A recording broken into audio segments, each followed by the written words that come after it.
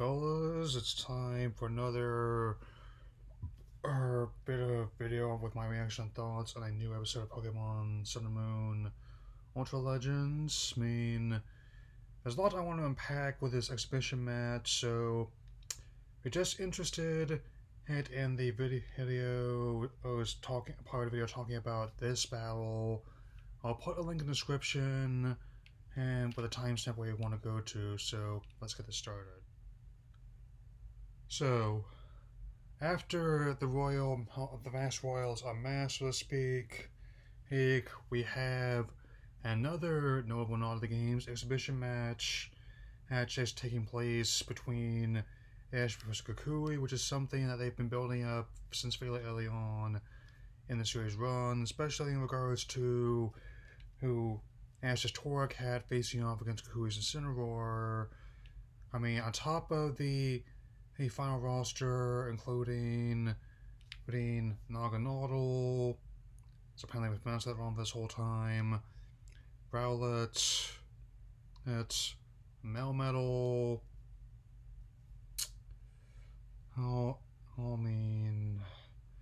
the Dusk Lycanroc, and of course his buddy Pikachu, who his opposing roster, with Kukui, has a Venusaur, a Braviary, and a Lucario, as well as an Empoleon. So at least a little bit of variety there. And it definitely is at least better than and even if this is what was required to have a complete experience, I still submit paying $30 for a pair of expansions is way better in my book than getting a vinyl duffel bag of a canvas one and paying $100 to have a service actually breaks more stuff than it fixes. So this four-parter is definitely an impressive feat. Especially given how Torracat finally, in the penultimate one, actually beats the longtime rival of Incineroar, evolves himself, and is so overcome with the thrill, but he just kind of used the last opportunity to do it. And I also kind of like the little bit of joke I like to call Incineroar.exe has stopped working. Now comes the finale of this multi-parter, from Z to Shining Z. Wordplay, ha. So, with Ash's Naganadel almost being down, and a little pinch hit for Kukui's last monster, we have, other than Tapu Koko himself, which is another part they've been building up alongside since the beginning of the series. So the idea that this series was simply a goofy, a little more than goofy, a yokai clone meant to entertain 10-year-old school children and sell video games and toys is officially done, I'd say.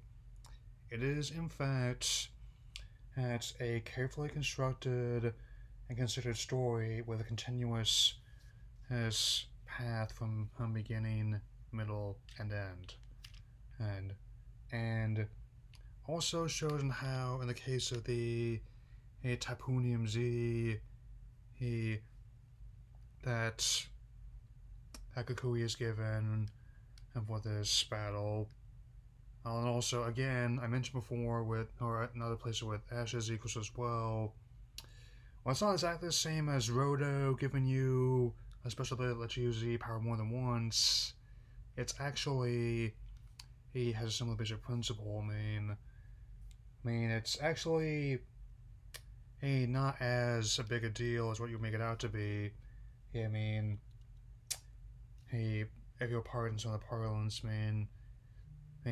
this has been quite the spectacular journey I've been on, but I also want to trade for anything. I mean, not for all the Super Famicom in Kyoto. Yeah. On top of the work E1 I already did, especially in the previous episode I also just addressed as earlier in this video, how is it's the animators have really come to their own since. Maybe because I have a habit of sometimes going against the grain, against the bigger consensus, which sometimes what's the popular thing to believe about a work isn't always the right one. Because right now that it's winding down, given how it ended late last year in Japan, and the idea, about the series having bad artwork is actually becoming more of a minority opinion, and given how someone like me who's been into things like Cowboy Bebop, and the Big O and One Piece, I definitely may have been more receptive to the idea of having more Western elements in there, because this is honestly some of the best animation I've seen in the series in years. I mean, while the frame rate is not as high as it was in the XY series, it works a different way by doing a lot more with the camera, the color schemes, the lighting, the angles, and the movement. I mean, when you had to put resources in different places, you really need to make sure, because there's a difference between having the quality of animation being good from a technical point of view and an artistic one. Is when you can balance both, that the work turns out to be a really high quality. And so that's really not something any amount of other competition are going to change in my mind at all. So it comes down to one final stroke between each battler, with Kukui having the Guardian of Alola special move, and Ash once again going with the 10 million volt Thunderbolt. I just really like that whole idea. I mean, about the crystal on his wrist changing to the Pikachu EMZ under 8 times, and it was a challenge, and through sheer will, and has to swap through it. So it's almost like I am inevitable, and I am a Pokemon Master. And that is the moment that really cemented the series for me. I knew who deep down this would work, and I was right.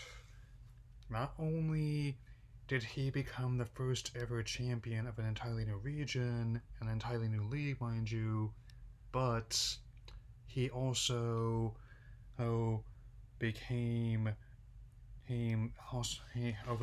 surpassed his teacher, and in a way, this is also showing how the two are intertwined as well. Not only in the previous episode, which I'll probably address when I formally start the vlogs later this year, it'll be after I do Mutual Strip Evolution, which I'm currently at least 2/3 way done with script for, but how they learn from each other. I mean, Ash learns from his mentor, and his mentor in turn learns a lot about him. I'll probably be addressing this when the finale in a couple weeks, but it's truly become one of my favorite series in the Tiger franchise history. I mean, it's this simple truth that I didn't even hate the black and white series as some other people did. I mean, since I think it's more like the Orange Islands to me, given how the challenges are different, the island archipelago setting, and also how he can relish the sweet victory. The winner takes all. Alright, I got more videos coming, as well as when Mixed Stripe Evolution starts streaming be looking forward to any more Tuesday Pokemon Days. So, not sure how the review ready by then, but everyone at least have the script ready. So again, there's a lot going on that day, and I will see you all later. Alola.